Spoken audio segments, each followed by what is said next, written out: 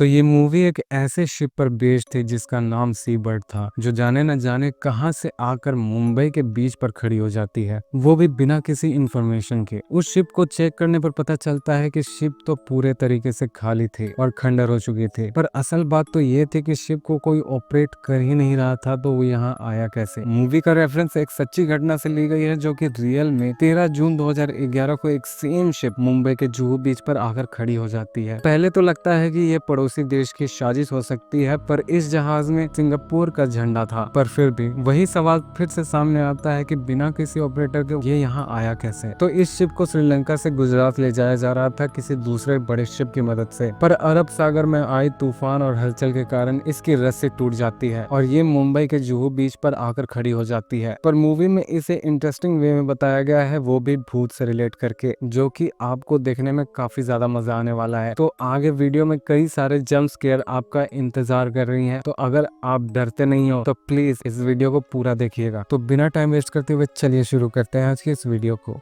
तो मूवी के शुरुआत में हम वंदना नाम की लेडी को देखते हैं, जो अपने वीडियो कैमरा से अपनी बेटी मीरा की ग्रोथ को रिकॉर्ड किया करती थी। वंदना एक सी बर्ड नाम के शिप के कैप्टन की पत्नी थी, जो अपने पति को इन वीडियोस को भेजना चाहती थी। आज फरवरी 2001 था और सी बर्ड में पूरा क्रू यानी वंदना की फैमिली और अन्य वर्कर्स मौजूद थे, जहाँ ये शिप कोलंबो से गुजरात की ओर जा रही थी। आज मीरा का बर्थडे भी था, जहाँ मीरा का बर्थडे भी सेलिब्रेट किया जाता है। और जब सब प्रोग्राम खत्म हो जाता है तो मीरा को शिप के किसी डिपार्टमेंट से वो बिना किसी से कहे उस आवाज को फॉलो करने लगती है, और जब वो आगे बढ़ती है तो एक अदृश्य शक्ति उसे ऊपर उछालती है। ऐसा लग रहा था कि वो शक्ति उसके साथ खेलना चाहती थी, जिससे मीरा के हाथों से वो डॉल नीचे गिर जाता है। मीरा वो डॉल उठाना तो चाहती थी, पर वो शक्ति उसे अपनी ओर खींच रहा था और वो उसे खींचकर किसी दूसरे डिपार्टमेंट में ले जाती है। और अब कहानी हमें 10 साल बाद यानी कि 2011 की दिखाई जाती है, और अब हम दूसरी तरफ पृथ्वी नाम के नेवल ऑफिसर को देते हैं, जो अब काफी डिप्रेस और अकेला रहा करता था। इसके पास्ट में एक सपना नाम की गर्लफ्रेंड थी, जिसकी आज शादी होने वाली थी। पृथ्वी काम से आने के तुरंत बाद सपना से मिलने जाता है और वो बालकनी से उसे भगाकर अपने साथ ले जाता है। पृथ्वी और सपना एक साथ कोर्ट मैरिज कर शादी के बंधन में बन चुके थे, और शादी वाले दिन ही पृथ्वी को पता चलता है कि वो पापा बनने वाला है, यानी कि दुगनी खुशी एक ही दिन पर थी। कुछ समय के बाद इनके लाइफ में मेघा आती है और इनकी खुशी दोगुनी हो जाती है। पर ऐसा हुआ क्या था जो कि अब पृथ्वी अकेले और डिप्रेस रहने लगा था और दवाइयां भी ले रहा था, वो हम आगे जानने वाले हैं। प्रेजेंट टाइम में पृथ्वी को इन्फॉर्म किया जाता है कि कुछ लड़कियों को किडनैप करके किसी दूसरे देश शिप की मदद से ले जाया जा रहा है, यानी कि रैकेट चलाया जा रहा था। पृथ्वी वर्कर्स की तरह ड्रेसअप होकर लोकेशन में पहुंचता है और कुछ देर बाद उसे उन लड़कियों का पता भी चल जाता है, जहां उन्हें छिपाया गया था। पृथ्वी उनको बचाने में कामयाब तो हो जाता है, पर उन्हें यहाँ से बाहर कैसे निकाला जाए, क्योंकि उनकी संख्या बहुत थी, तो उन्हें छिपा पाना आसान नहीं था। कुछ देर बाद दो वर्कर्स को इनका पता चल जाता है और पृथ्वी को मजबूरन उनसे लड़ाई करनी पड़ती है। थोड़ी लड़ाई के बाद पुलिस और कोस्टल ऑफिसर्स यहाँ पहुंच जाते हैं और ये मिशन पास हो जाता है। पर पृथ्वी को थोड़ी चोटें आ चुकी थी। रियाज, जो पृथ्वी का बड़ा अच्छा दोस्त था, उसे पृथ्वी की हमेशा चिंता रहती थी, जब से वो डिप्रेस रहने लगा था, और वो नहीं चाहता था कि पृथ्वी ऐसी कारनामे फिर से करे। पर पृथ्वी रियाज की एक नहीं सुनना चाहता था। पृथ्वी जब घर आता है तो उसके कप स्ट्रिंग वाला खिलौना खुद ब खुद खींचा चला जा रहा था, पर पृथ्वी तो अकेला रहा करता था, वो किससे बात कर रहा था। खैर, उसी रात हम जुहू बीच में देखते हैं, जहां एक स्टूडेंट नशे कर रहा था। तभी अचानक एक बहुत बड़ी शिप उसके सामने आकर खड़ी हो जाती है। दूसरे दिन ऑफिस में पृथ्वी का काफी सम्मान किया जा रहा था पिछले रात के कारनामे के बाद, पर उसके सीनियर इसकी बात से खुश नहीं थे, क्योंकि उसे ऐसा लगता था कि पास्ट में हुए इंसिडेंट के बाद पृथ्वी का मानसिक स्थिति कुछ ठीक नहीं है। तभी टीवी पर एक न्यूज आती है कि रातों रात एक इतनी बड़ी शिप जुहू बीच में आकर खड़ी हो चुकी है। हैरानी की बात तो ये थे कि उस शिप में कोई ऑपरेटर नहीं था, ना ही कोई वर्कर्स। तो ये शिप कोस्टल लाइन पर आकर सही टाइम में रुक कैसे गई? ये मुंबई के घर घर में होने वाली चर्चाओं का विषय बन चुका था। अगले सीन पर पृथ्वी, रियाज और सीनियर इस शिप का जायजा लेने के लिए पहुंच जाते हैं। वहां जाने पर पता चलता है कि शिप जमीन पर पूरे तरीके से धंस चुकी है। जब तक हाई टाइड यानी कि पानी का फ्लो नहीं बढ़ जाता, इस शिप को बाहर निकालना मुश्किल है। उसी रात दो स्टूडेंट इस शिप में बिना परमिशन के अंदर जाना चाहते थे। वो सी बर्ड को अंदर से देखना चाहते थे। वो अंदर आने में कामयाब तो हो जाते हैं, पर शायद बाहर जाने में नहीं। इस लड़की का नाम ज्योति था, जो अपने बॉयफ्रेंड के साथ इस शिप में आई हुई थी। वो अपने बॉयफ्रेंड को डराने के लिए एक क्लोजेट में छिप जाती है, पर जब वो अपना फोन लेने के लिए नीचे झुकती है, तभी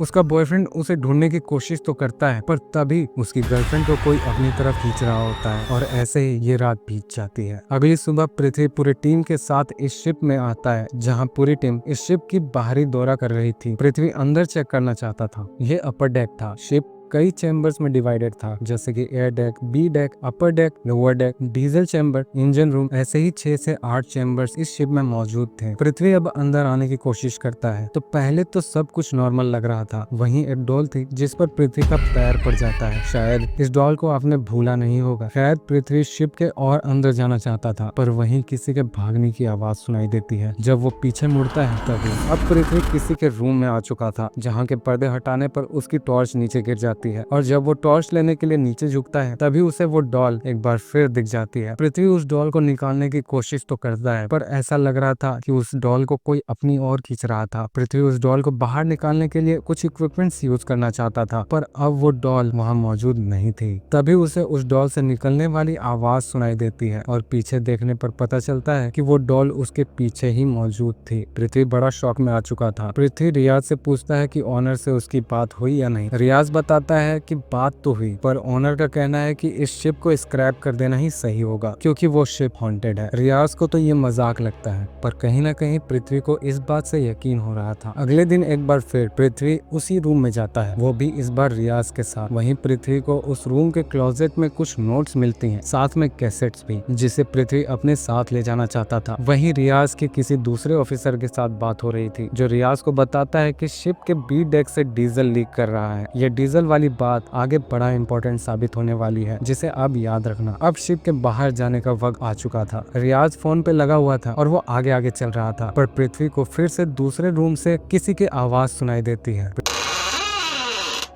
सी डेक पर पहुंचता है और वहीं एक और रूम मौजूद था, जिसके दरवाजे अपने आप खुल जाते हैं। पृथ्वी के देखने पर पता चलता है कि इस रूम की कंडीशन बाकी सभी रूम से काफी बेहतर थी, जिसकी इंफॉर्मेशन के लिए फोटोज क्लिक की जाती हैं। पर तभी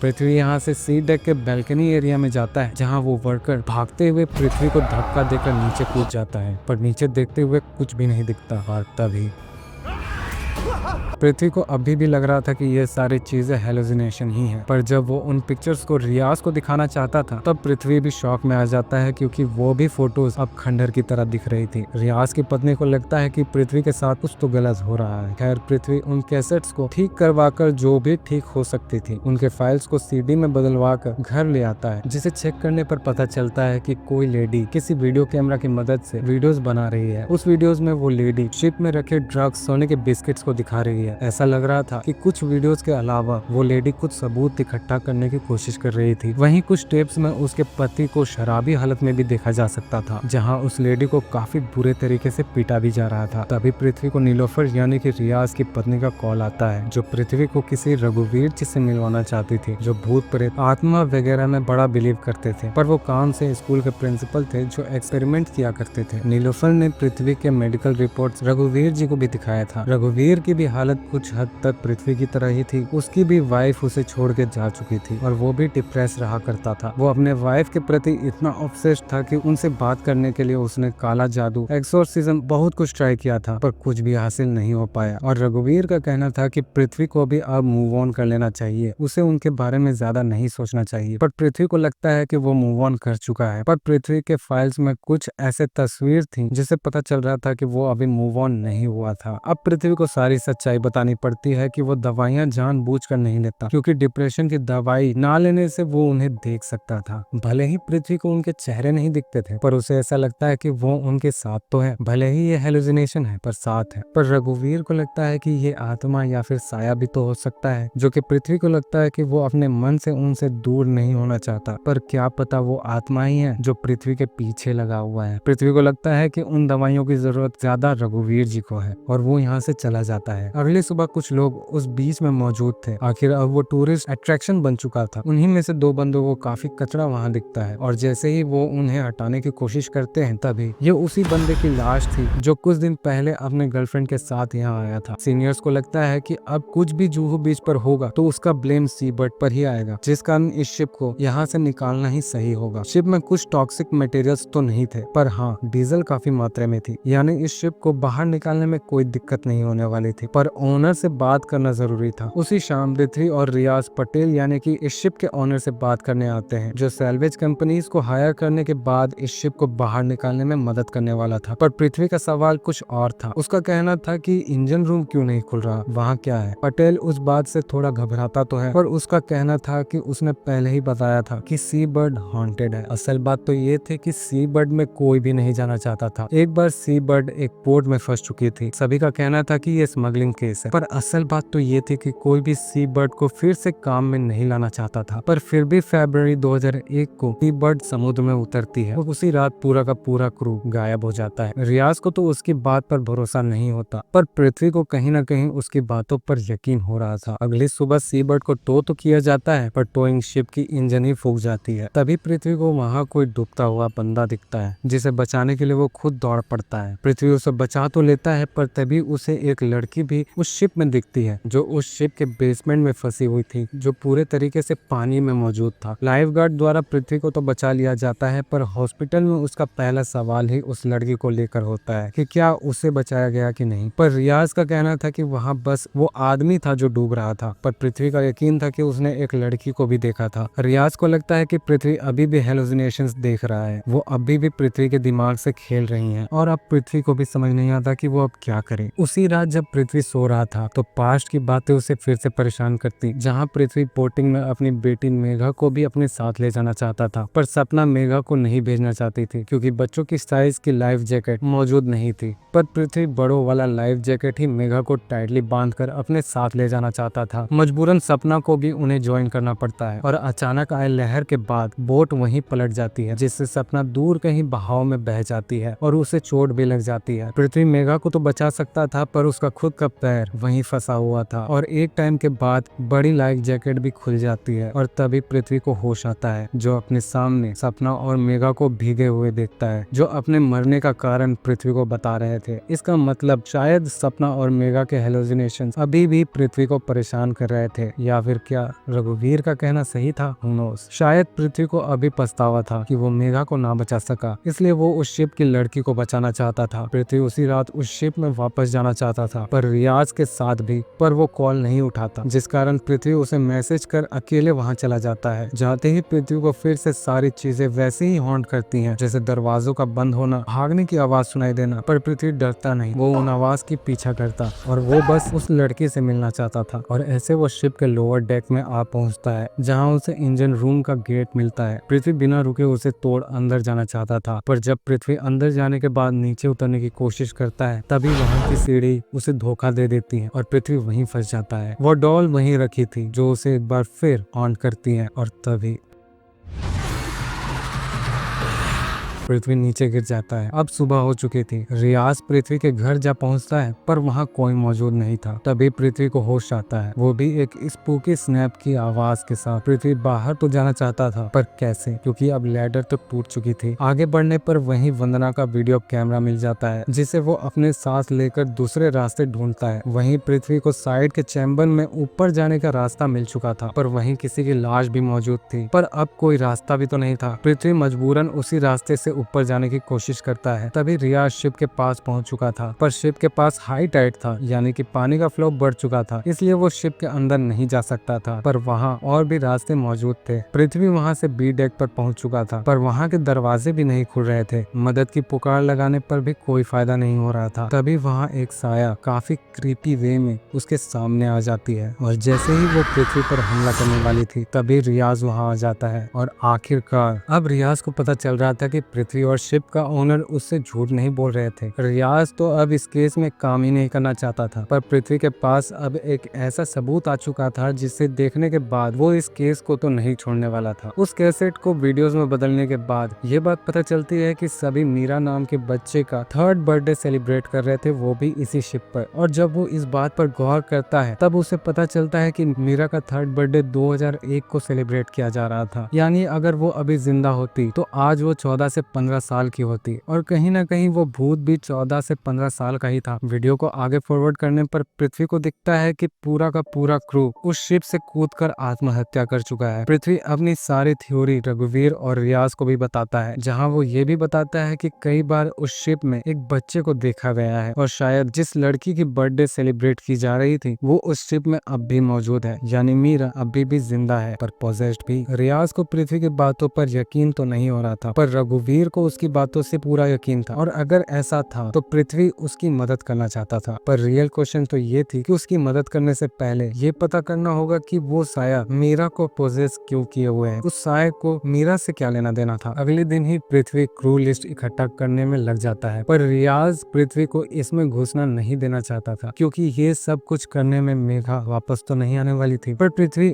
अभी भी उस लड़की का मदद करना चाहता था। अगली सुबह पृथ्वी को कुछ लिस्ट तो मिल जाते हैं, पर आधे से ज्यादा क्रू या तो मारे गए थे या तो गुम हो चुके थे। कोई भी सबूत हाथ नहीं लग रहा था। उसी रात जब वो घर पहुंचता है तब वो उस वीडियो में ही कुछ सबूत इकट्ठा करने की कोशिश करता है, पर उसमें कुछ भी मौजूद नहीं था सिवाय एक वर्कर के, क्योंकि उस वीडियो में एक वर्कर को काफी फोकस किया गया था। उसी रात वो रघुवीर को भी ये सारी बातें बताता है, जहाँ रघुवीर का कहना था कि उस साय का कुछ अधूरा काम बचा होगा, तभी वो मीरा को इतने दिन तक पोजेस रखा हुआ था। तभी वहाँ रियाज भी आ जाता है जो कल के बिहेवियर के लिए पृथ्वी से माफी भी मांगता है। साथ ही उसके पास कुछ सबूत हाथ लग चुके थे। 1998 में शिप ओमान पोर्ट पर फंसा हुआ था कुछ इलीगल सामान एक्सपोर्ट करने के कारण। शिप वहाँ 3 साल तक फंसी रही थी। ओमान के क्रू लिस्ट और 2001 के क्रू लिस्ट में सभी नाम सेम थे सिवाय एक नाम को छोड़कर, वंदना का। वंदना का कोई पता तो नहीं था, पर ओमान के डॉक्यूमेंट्स में वंदना को लेकर एक फोटो भेजी गई थी जिसमें एक चर्च था जो मुंबई के कुछ दूरी पर ही लोकेट था। अगली सुबह पूछताछ के लिए रघुवीर और पृथ्वी उसी चर्च के सामने पहुंचते हैं, जहां वो वंदना के घर वालों से बात करने की मांग करते हैं, पर उस सिस्टर का कहना था कि घर वालों की क्या जरूरत, वंदना तो अभी चर्च में ही मौजूद थी। ये काफी शॉकिंग बात थी क्योंकि 2001 में पूरा का पूरा क्रू मारा जा चुका था। चर्च के अंदर जाने पर पृथ्वी उस वीडियो को शुरू करता है जिसे सुनने के बाद वंदना पूरे तरीके से इमोशनल हो जाती है, जिसमें उसने मीरा के ग्रोथ को रिकॉर्ड किया था। पृथ्वी उसे बताता है कि मीरा अभी जिंदा है, पर उनके पास समय थोड़ा कम है क्योंकि अगली सुबह सी बर्ड यहाँ से चला जाएगा। पृथ्वी उस वर्कर के बारे में भी वंदना से पूछता है, जिसे देखने के बाद वो भी शॉक में आ जाती है और फिर सारी सच्चाई सामने आती है। सभी तरीके का गलत काम सी बर्ड में हुआ करता था। कैप्टन ने सी बर्ड में एक सीक्रेट रूम बनवाया था जहाँ वो सारे स्मगलिंग का सामान छिपाया करता था जिसे कोई भी ढूंढ नहीं सकता था। ड्रग्स, गोल्ड, एंटीक, ऐसा कोई भी चीज नहीं था जिसका स्मगलिंग सी बर्ड में नहीं हुआ करता था, और जिसने भी आवाज उठाने की कोशिश की उसे मार दिया जाता था। और वो कैप्टन वंदना का हस्बैंड ही था जो एक शराबी होने के साथ वंदना को मारा पीटा भी करता था। एक दिन जब वंदना पूरे तरीके से टूट चुकी थी, वो सुसाइड करना चाहती थी, तभी एक वर्कर अमर ने उसकी जान बचाई थी। कैप्टन जब वंदना को मारता, अमर उसे सहलाता और दोनों के बीच प्यार भी काफी बढ़ने लगा था। दोनों ने प्लान बनाया था कि सारे सबूत इकट्ठा करने के बाद वो शिप से भाग जाएंगे। शिप अगली सुबह पोर्ट में लगने वाली थी, पर आधी रात ही अमर अकेले शिप पर चला गया और वीडियो बनाने लगा जिसे देख लिया गया था। कैप्टन को जब ये बात पता चली उसने तो अमर को मार डालने का ऑर्डर ही दे दिया था, पर वो अमर को मार नहीं सकता था क्योंकि अमर ने सारे सबूत को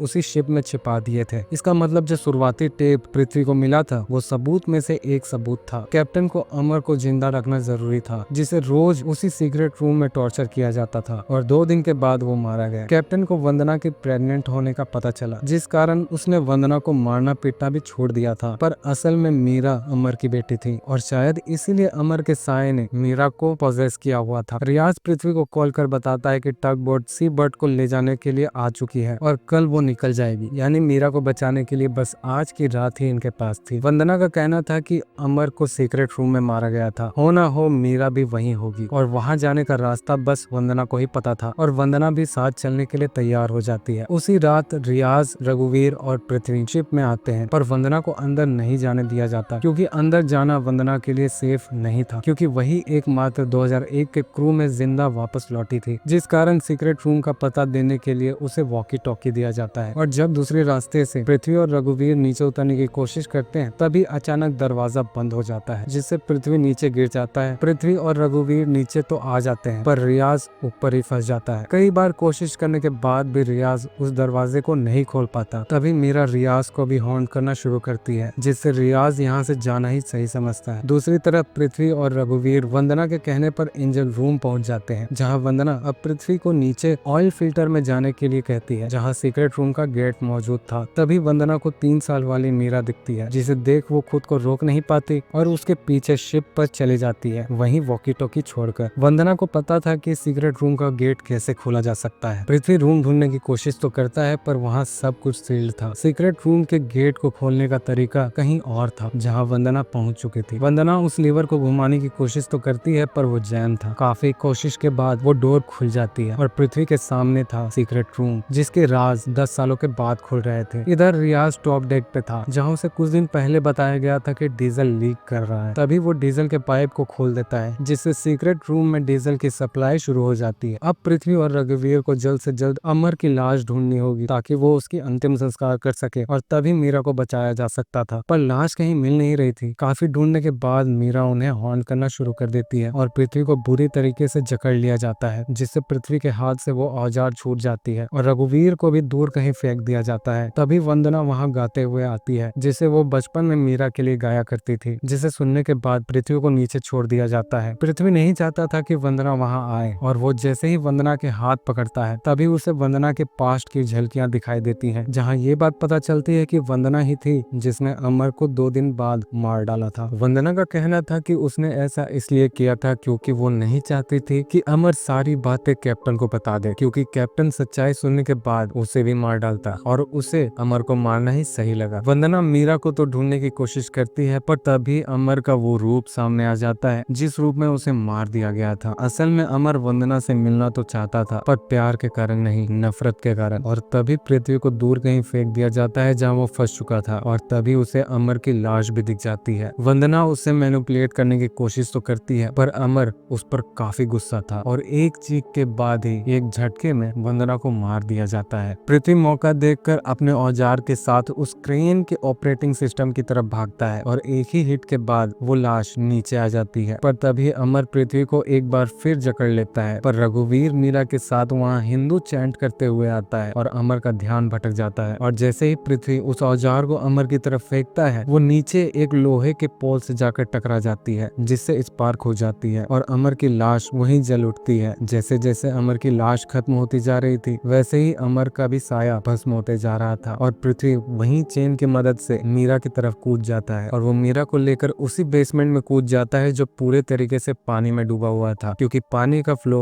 अब बढ़ चुका था। अब पृथ्वी मीरा को बचाकर शिप के उसी होल से बाहर ले जाता है जहां कभी उसने मीरा को देखा था, और आखिरकार पृथ्वी मेघा को तो ना बचा सका, पर मीरा को बचाने में कामयाब हो चुका था और उसी सुबह सी बर्ड को वापस भेज दिया जाता है। और अब पृथ्वी मीरा को पालने वाला था। वो उसे सब कुछ सिखाना चाहता था जो कभी वो मेघा को सिखाना चाहता था। पर उसी रात हम देखते हैं कि सपना की आत्मा अभी भी उसके घर में मौजूद है, यानी कि वो कोई हेलुसिनेशन नहीं थी, वो सच में पृथ्वी को हॉन्ट कर रही थी। और ये मूवी यहीं पर खत्म हो जाती है। तो आपको ये स्टोरी टेलिंग और एक्सप्लेनेशन कैसी लगी ये बताना ना भूलें। और हाँ, अगर आपको ये मूवी एक्सप्लेनेशन अच्छी लगी तो प्लीज एक लाइक करना, और अगर आपको हॉरर स्टोरीज पसंद है तो जरूर कमेंट करके बताना, ताकि मैं और भी हॉरर मूवीज की एक्सप्लेनेशन कर सकूं। और अगर आप चैनल पर नए हो तो प्लीज इस चैनल को सब्सक्राइब करो, ताकि आपको आने वाली वीडियोस की नोटिफिकेशन तुरंत मिल जाए। मिलते हैं अगले मूवी एक्सप्लेनेशन में, तब तक के लिए टिल देन शुभ रात्रि।